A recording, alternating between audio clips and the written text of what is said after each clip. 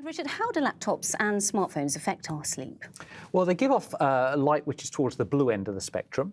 And the problem with that is that it then suppresses what's called melatonin, which is a sort of sleep-inducing hormone in the brain. So you don't really want to be looking at them in the hour or so before you go to bed, because then you're going to struggle to get to sleep. So what's the difference between reading on a laptop or a smartphone and reading a book?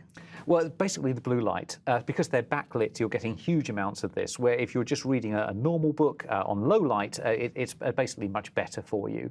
So the message, I think, today is to just really value sleep. As you say, around about 2/3 of the population getting less than 7 hours sleep, which would be classified as sleep deprived.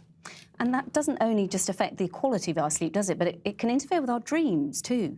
Absolutely. So all of this research has been carried out for a book called Night School, which looks at sleep and dreaming. And what we found is that people's dreams, which are really important to our psychology, they dictate our mood the next day, also disrupted by the blue light. So it's just really important that people think about what they're doing in the hour or so before they go to bed. So in an ideal world, how much sleep should we all be getting every night? Well, it depends a little bit, but adults around about 8.5 hours. If you're a teenager, an extra hour on top of that. What you shouldn't be trying to do is struggle on with less than 7 hours, and that's 2/3 of the population, which is a staggering statistic.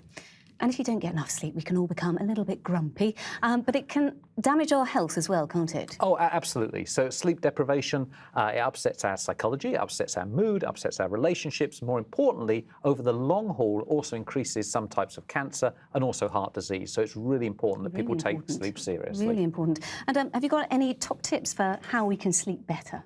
Oh, a few things. If you're laying in bed and struggling to get to sleep, then you need to distract your brain. So coming up with an animal, for example, for each letter of the alphabet is rather fun. And if you wake up in the middle of the night and you're laying there, can't get to sleep, get out of bed for like 20 minutes or so, because otherwise you start to associate the bed with being awake, and just do something simple. Something to drink or eat, or is that a bad idea? No, not such a good idea, and certainly avoid alcohol. But, just getting out of bed and just doing something simple like a jigsaw for low light, something like that, all those sorts of things work wonders. Useful.